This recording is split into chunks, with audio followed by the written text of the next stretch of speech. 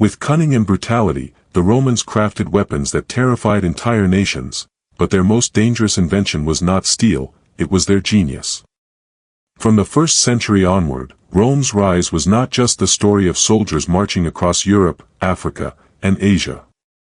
It was the story of tools so advanced, so deliberately engineered, that they rewrote the rules of war itself. These weapons were more than blades and machines. They were extensions of Roman discipline, symbols of control, and instruments of domination. Each was created with a singular purpose, to overwhelm enemies before they even understood what was happening. And together, they became the backbone of an empire that would rule the ancient world for centuries. The first of these was the Gladius, a short sword that transformed close combat forever. Unlike the long, sweeping blades of barbarian tribes, the Gladius was made for one thing only: precision stabbing. It was compact, it was lethal, and in the hands of a disciplined legionnaire, it turned battle into a cold science. This was not about chaotic slashing or showy duels, it was about ending a life with a single thrust delivered from behind the safety of a shield wall. With the Gladius, Rome proved that discipline could be deadlier than brute strength. But the sword was only the beginning. Before an enemy ever clashed blades with a Roman soldier, they had to endure the storm of the Pylum, the heavy javelin designed to make shields worthless. Its iron neck bent on impact, embedding the weapon so deeply that enemy warriors had to drop their only means of defense. Imagine facing a Roman line, your shield suddenly a useless burden, the enemy closing in step by step, their weapons ready. It was psychological warfare wrapped in steel, breaking both defenses and morale before the fight had even begun. Then came the Skutum, a shield so massive and ingeniously built that it turned defense into a weapon of attack. With it, the Romans could create walls of wood and iron, advancing like a machine across the battlefield. The convex shape deflected blows, the metal boss could shatter bones, and when painted with the symbols of Rome, an entire formation became a terrifying moving fortress. To the tribes who valued open, chaotic fighting, the sight of thousands of identical shields advancing in silence must have felt less like an army and more like an unstoppable force of nature. And Rome did not stop at handheld weapons. Their genius extended into machines of destruction. The ballista was the ancient world's sniper rifle, a torsion-powered engine capable of hurling massive bolts with deadly accuracy at half a kilometer. Commanders, standard-bearers, even individuals could be picked off from a distance, leaving enemy ranks in chaos. To face Rome was not simply to fight men with swords, it was to face the terrifying reach of mathematics, engineering, and precision killing. If the ballista was a sniper, the catapult was Rome's weapon of mass destruction. Designed to smash walls, towers, and morale all at once, it hurled stones the size of a man's head into the heart of enemy fortresses. Cities that once believed themselves safe behind thick walls soon realized there was no safety from Rome's reach. A single well-placed strike could collapse gates or towers, opening the way for legions to pour inside. Siege warfare was no longer a matter of starving out defenders, it was about crushing them into submission with relentless force. But Rome's deadliest weapons were not always forged in fire. Sometimes, they were built from wood, soil, and discipline. The Castra, Rome's mobile military camps, were fortresses raised overnight by soldiers trained to wield pickaxes and shovels as effectively as swords. Every march ended with the construction of a city of war, complete with walls, gates, supply depots, and hospitals. In a world where most armies lived in tents or scattered across the land, the Romans created fortified strongholds wherever they went. It meant safety, organization, and a constant reminder to enemies that Rome carried its empire with it, step by step. And finally, there was the Tudo, the tortoise formation. This was the pinnacle of Roman discipline, soldiers locking their Skutum shields together on all sides and overhead, creating an armored shell that could advance through storms of arrows, stones, and fire. To the enemy, it was like watching a living wall crawl toward them, unstoppable and unbreakable. In the Tudo, every man relied on his neighbor. Any mistake could mean death, but when executed flawlessly, it was invincibility itself. It was the formation so clever, so terrifying, that even the Romans themselves feared using it recklessly, for when the tortoise moved, it was slow, deliberate, and inevitable, like the march of history itself. These 7 weapons were not separate inventions, they were pieces of a single machine. A Gladius was deadliest when paired with a Skutum. A Pylum was most effective when it softened the enemy before the sword charge. Ballistas and catapults made sieges winnable, while Castra kept armies strong far from home. And the Tudo crowned it all, proving that discipline, not just steel, was Rome's sharpest blade. Stay with us, because in this tale of Rome's terrifying genius, the final weapon was so fearsome that even the empire which created it treated it with caution. The first weapon that carved Rome's name into history was the Gladius. It was not born in Rome, but taken, reshaped, and perfected.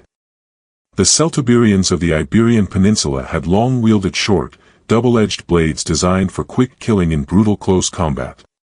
When Roman legions clashed with them during the Punic Wars, the Romans saw its power firsthand.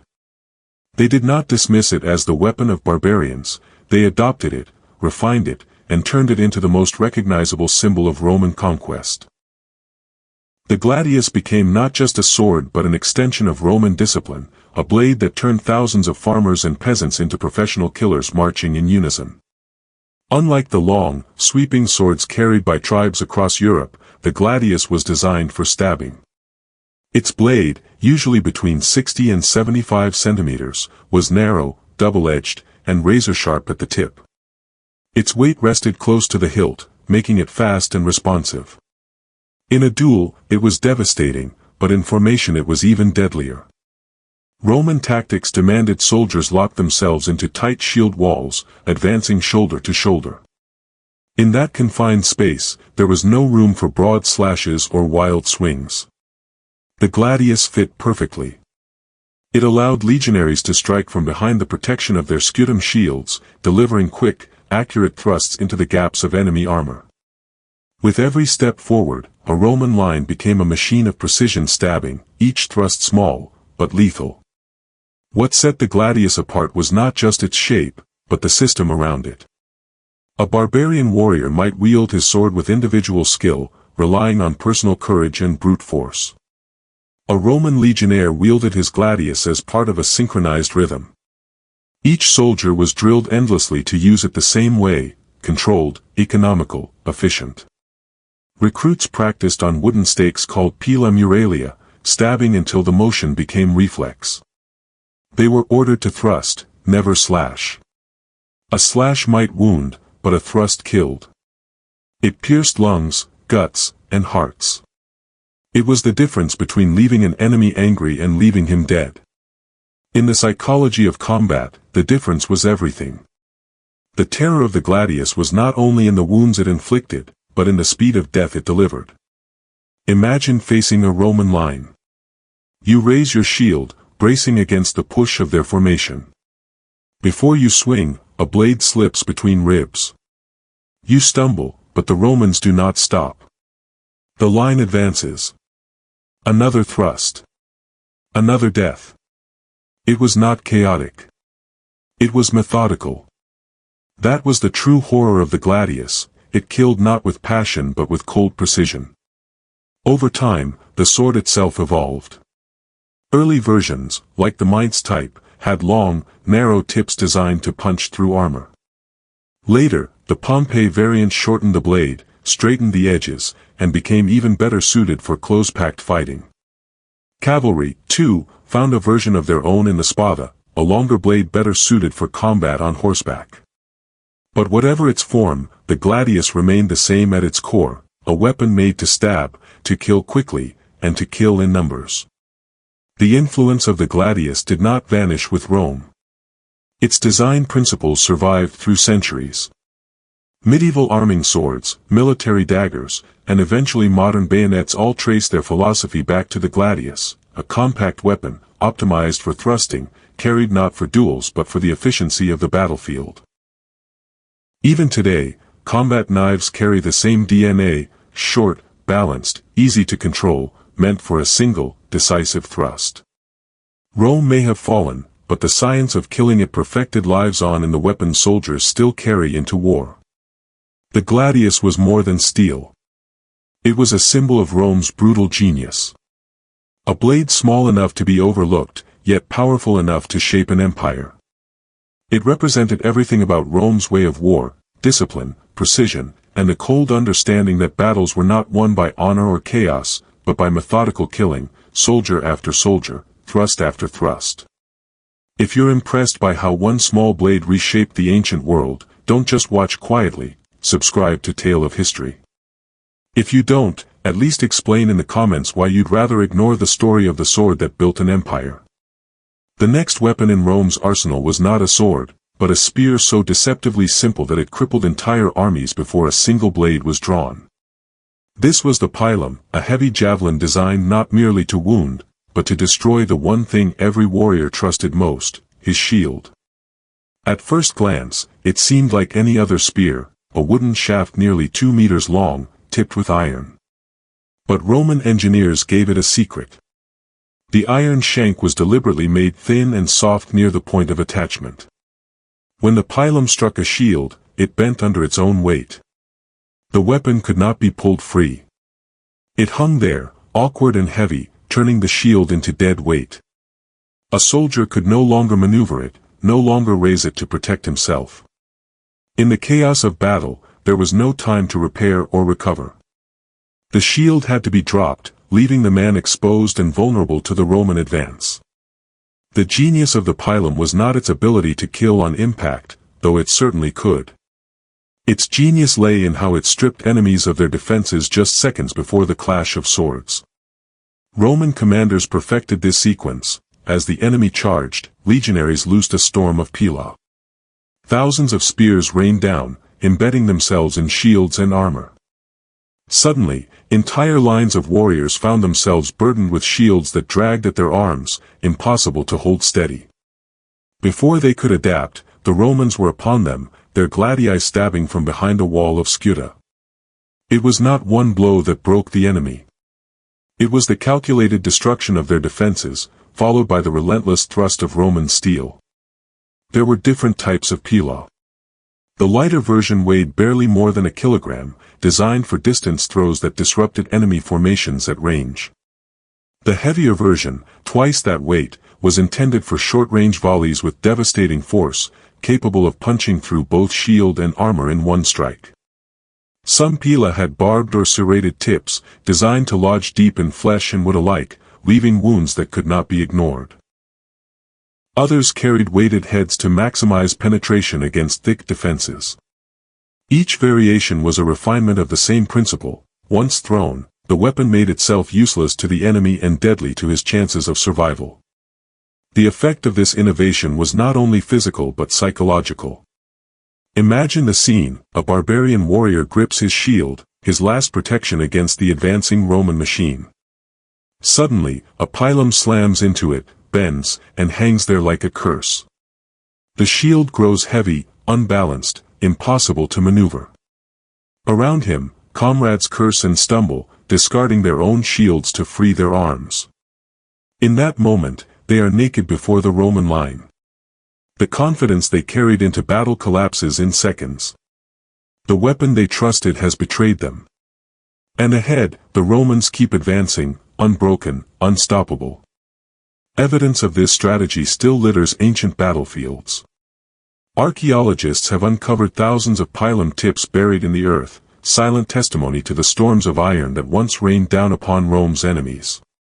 Historians describe battles where entire waves of pila darkened the sky before slamming into the enemy with terrifying precision.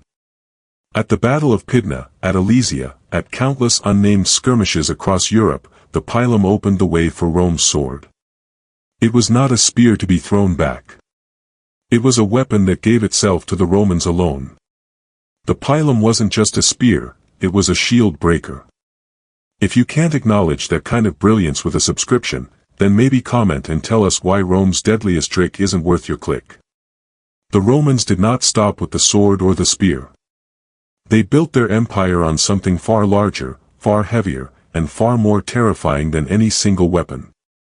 It was the Skutum, a shield so massive and so carefully engineered that it turned ordinary men into walking fortresses. In the hands of the legion, it was not just protection, it was an instrument of conquest. The Skutum was rectangular, taller than the torso of the man who carried it, often stretching over a meter in height and 3/4 of a meter wide. It curved outward, its convex surface designed to deflect strikes away from the soldier's body. It was not a flat board slapped together in haste. It was layered wood, thin slats glued crosswise to create strength, covered with hardened leather, and rimmed with iron. At its heart was the umbo, a rounded metal boss that did more than guard the hand gripping the handle. It could be used as a weapon, driven into the chest of an enemy with the force of a hammer blow, breaking ribs and knocking men to the ground. The shield weighed 6 to 7 kilograms, heavy enough to demand strength, light enough to be carried all day. It was a masterpiece of design, a balance of defense and offense. Yet the Skutum was never meant to be used by one man alone. It was built for the legion, for the line, for the machine. Imagine thousands of soldiers advancing side by side, their scuta overlapping to form an unbroken wall of wood, leather, and iron. Behind that wall, blades waited. Every step forward was covered.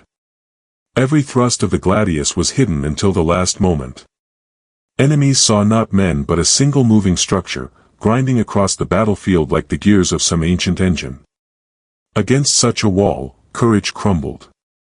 The Skutum did not just block blows. It struck back. A soldier could slam the metal boss into an opponent's chest, then sweep the lower edge at his legs, sending him crashing to the ground. In tight formation, the shield became a weapon as deadly as the sword it protected. And when the legion moved as one, shield strikes became waves of force, breaking lines and crushing bodies beneath the relentless push of Rome. But the power of the Skutum was not only physical. It was also psychological. Each shield bore the painted symbols of the legion, eagles, thunderbolts, divine emblems blazing in red and gold. In battle, the sight of thousands of identical designs advancing in silence must have been horrifying. To face Rome was to face not a rabble of warriors, but an army that erased individuality, an army that spoke in one voice, struck in one rhythm, and carried shields that declared the authority of empire itself. The Skutum was not just wood and iron. It was a symbol of Rome's discipline, Rome's identity, Rome's inevitability. The tactics it enabled reshaped warfare. With scuta locked side by side, the legion created walls that absorbed arrows and deflected spears.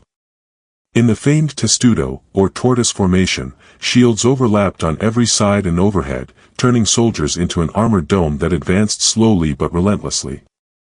To defenders watching from the walls of a city, the approach of a testudo looked like doom itself crawling forward, unstoppable, inevitable, and immune to the rain of missiles thrown against it.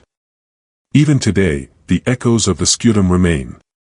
Modern riot police carry large rectangular shields, moving in lines to form barriers against crowds. The principle is the same, a wall of protection, discipline in formation, unity as strength. 2,000 years have passed, yet Rome's shield remains alive, copied, adapted, and feared. Imagine standing against a moving wall of shields that even modern riot gear still copies. If you won't subscribe after learning this, leave a comment telling us how you'd survive Rome's unstoppable wall. The Romans did not rely only on the strength of men locked in formation. They reached beyond the range of swords and spears, harnessing engineering to strike from afar with terrifying accuracy. Among their most feared machines stood the ballista, a weapon that transformed war into a science of precision death. Where other civilizations hurled stones blindly with crude engines, Rome created a sniper's tool, a machine capable of striking down a single man at distances that seemed impossible in the ancient world. The principle was simple yet ingenious. At the heart of the ballista were torsion springs, bundles of twisted animal sinew or horsehair, packed tight into wooden frames. When the arms of the machine were pulled back, the twisted fibers stored energy, far more powerful than any bow could manage. When released, that energy snapped forward, hurling massive bolts or stone projectiles with devastating speed. The difference between a bow and a ballista was the difference between a knife and a thunderbolt. One could wound. The other could shatter. Its accuracy made it unlike anything the world had seen before. A skilled crew could aim not at a mass of soldiers, but at a single commander, standard-bearer, or officer standing behind the line. One moment he shouted orders. The next, a bolt the length of a man's arm tore through his chest, leaving the enemy in chaos. To watch a leader collapse, pierced by something fired from half a kilometer away, was to understand that Rome did not just fight battles, it erased the will to resist. There were different forms of this weapon. Portable versions, called scorpions, were small enough to be carried by a few men. These lighter machines weighed around 50 kilograms and could be set up on the battlefield itself.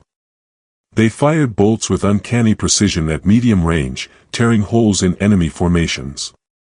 But there were also colossal siege ballistas, too heavy to be moved intact, transported in parts and reassembled outside the walls of cities. These giants hurled not only bolts but stones weighing dozens of kilograms, capable of smashing towers, collapsing walls, and turning fortresses into rubble. The ballista was not a weapon of chance. It was the embodiment of Roman calculation. Every shot required coordination, training, and discipline.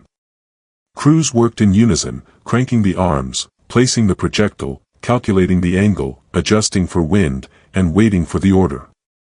When released, the air cracked with the violent sound of twisted sinew unleashing its fury. Then came silence, broken by the screams of the struck. Each shot was not only destruction but terror. Armies that might withstand the clash of steel often faltered when their leaders were picked off before the fighting began. In open battle, the ballista shattered morale. In sieges, it cleared walls of defenders, raining projectiles onto ramparts and opening space for the legion to advance siege towers and ladders. In defense, ballistas positioned on city walls or forts made approaches costly and deadly. The machine was versatile, terrifying, and always a reminder that Rome's strength was not only in numbers but in knowledge. Its legacy stretches far beyond Rome. The concept of torsion-powered artillery became the blueprint for centuries of siege engines. Medieval crossbows, trebuchets, and eventually cannons owe their ancestry to the same principle first perfected in the Roman ballista, the harnessing of tension, the calculation of force, the transformation of war into engineering. In truth, modern artillery can trace its lineage back to this machine of empire. The ballista could kill a man half a kilometer away. If that kind of ancient sniper rifle doesn't earn a subscription, drop a comment, because you're watching history's deadliest weapon and refusing to support the story. Where the ballista delivered precision, the Romans built another weapon for overwhelming destruction.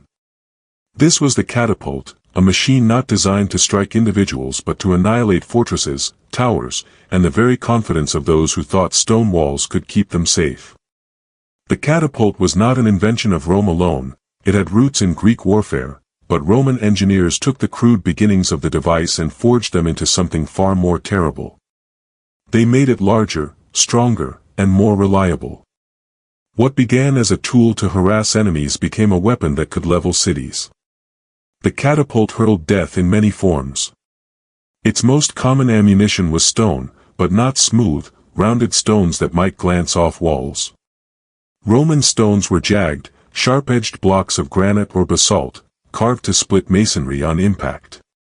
When they struck, they did not merely chip at a wall, they tore into it, cracking towers and collapsing gateways. But the Romans were never satisfied with brute force alone. They crafted hollow projectiles filled with incendiary mixtures. Launched over the walls, these firebombs burst open on impact, spilling flame across rooftops and streets. Entire districts could be set ablaze while defenders scrambled in panic. At times, catapults were even used to hurl the corpses of plague victims or dead animals into cities, spreading both disease and terror. The weapon was as much psychological as it was physical. For defenders standing on their walls, the experience was nightmarish. The whistle of incoming stones grew into a roar before the crash. The sound of towers breaking, gates splintering, and buildings toppling was enough to drain the will to resist. A single well-aimed strike could open a breach wide enough for hundreds of legionaries to pour through. Sometimes cities surrendered before the assault even began, unwilling to face the relentless pounding of Rome's artillery. The catapult did not just break walls, it broke morale. The Romans used the catapult in concert with other machines. Ballistae cleared the walls of defenders, picking off archers and commanders, while the catapults focused on the structures themselves. Together, they created a battlefield that was no longer safe in any direction.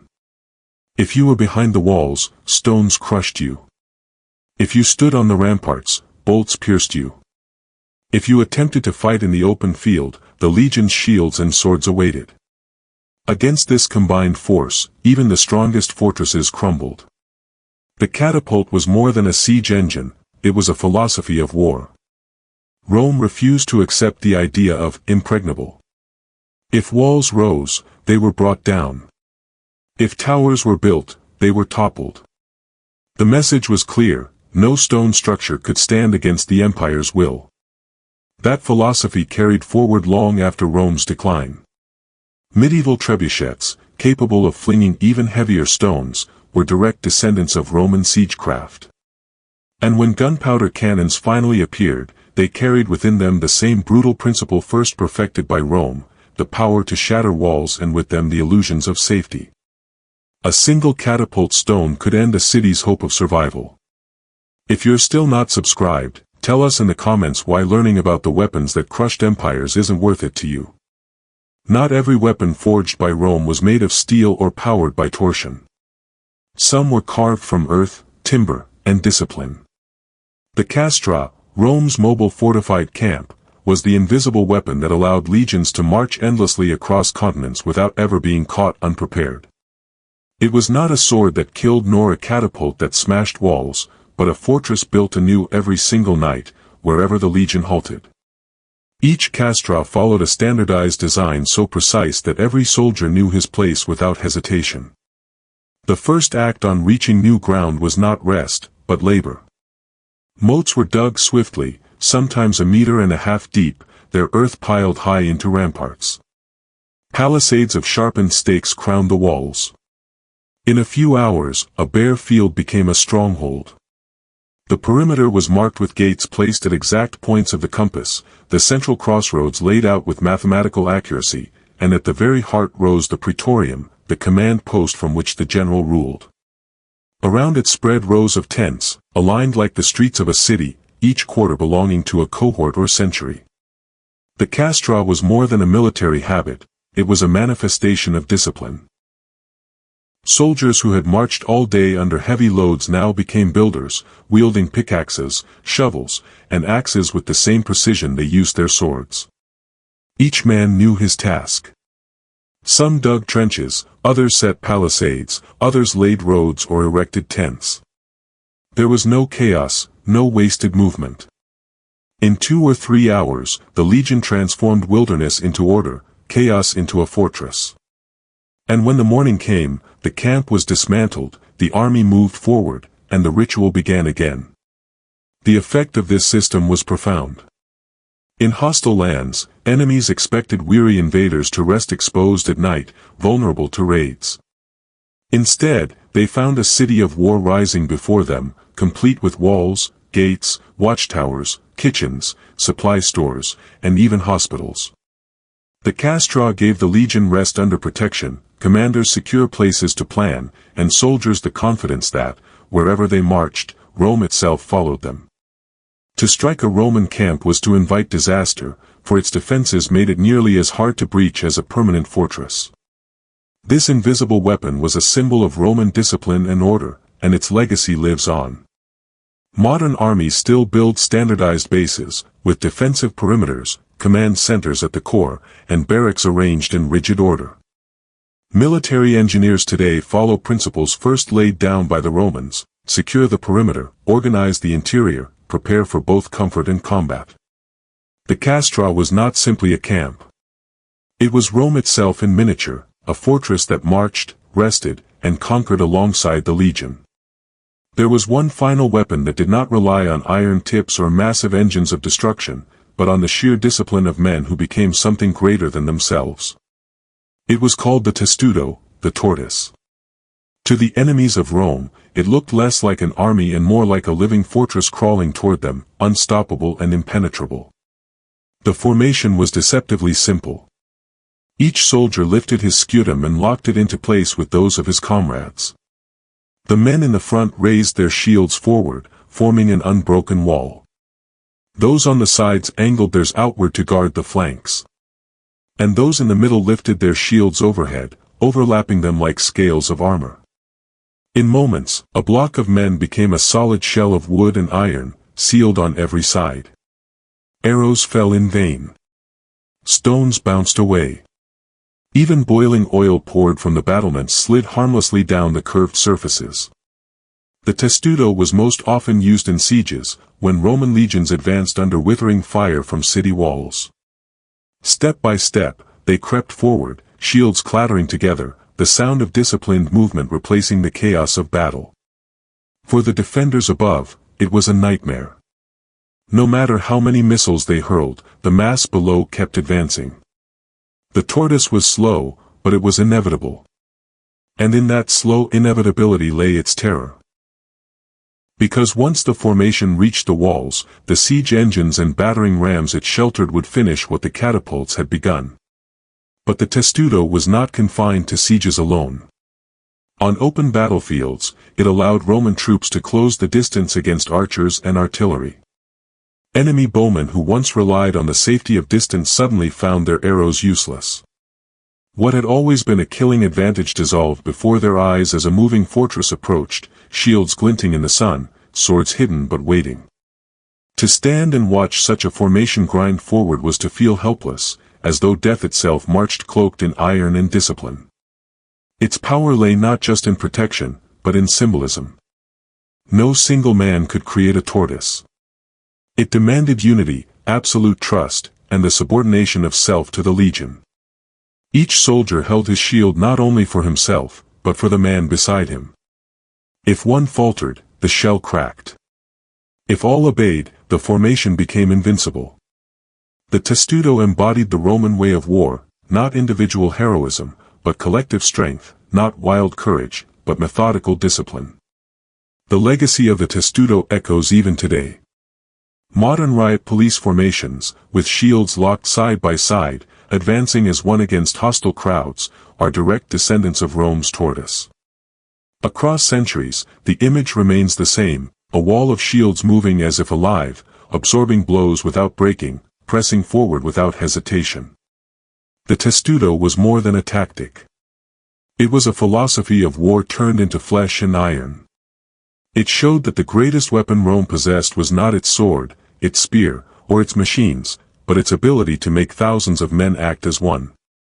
It was unity given form, discipline made visible, and terror marching slowly toward the enemy. The 7 weapons of Rome were more than tools of war.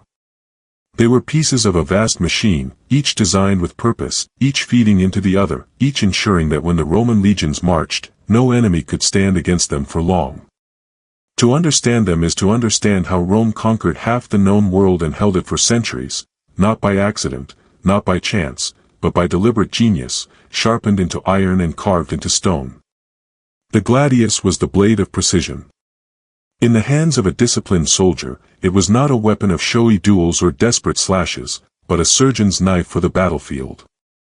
Short, lethal, and efficient, it turned close combat into a cold science. Against wild swings and uncoordinated charges, the Gladius delivered methodical death, thrust after thrust, until entire armies collapsed before its rhythm. The Pylum was the shield breaker.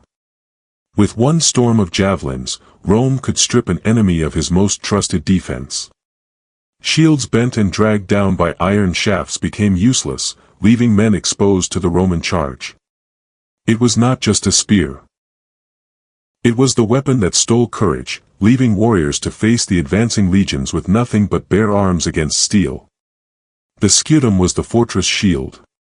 Carried by every legionary, it made men into walls and walls into engines of conquest.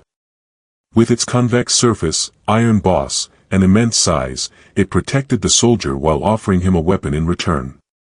Together, thousands of Skuta created an unbroken barrier of red and gold, a moving wall that advanced with silence and struck with precision.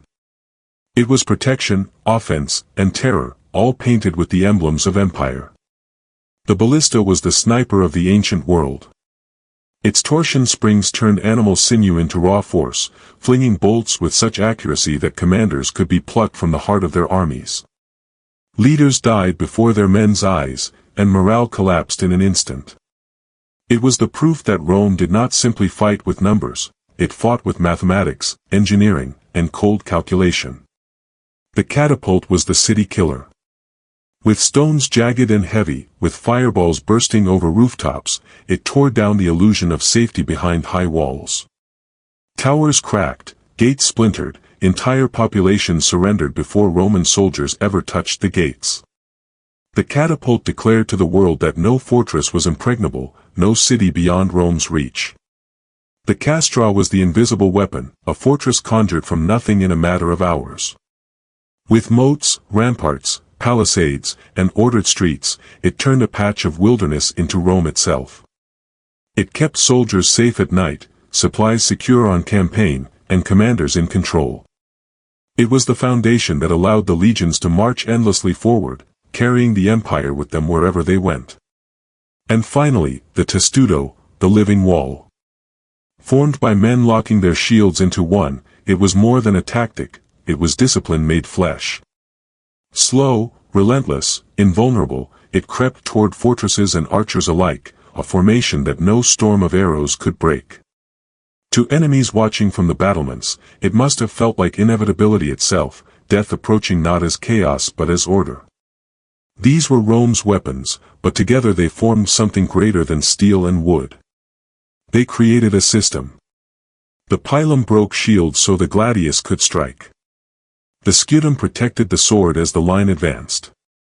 The ballista and catapult cleared walls and shattered morale. The Castra ensured that the army never faltered between battles. And the Tudo showed the world that Rome's power came not from individuals, but from unity. The genius of Rome was not invention alone. It was discipline, standardization, and organization. They did not merely build weapons, they built a way of war, a machine that turned common men into conquerors. The sword in one soldier's hand was deadly, but when multiplied by thousands, drilled to perfection, and bound together with loyalty and order, it became unstoppable. Rome's empire was not held together by chance. It was hammered into shape by a philosophy that treated war as a science, and men as its instruments. These weapons remind us that history is not only written by courage, but by systems, by the ability to take knowledge, refine it, and apply it relentlessly. Rome's enemies often had bravery. Rome had something colder, something harder to resist, order. Rome's true power wasn't its steel, but its discipline. And that discipline forged an empire in blood and stone. This has been Tale of History. If you felt the weight of Rome's weapons pressing through time, subscribe now. If you don't, tell us why in the comments, but remember, history never forgives those who ignore it.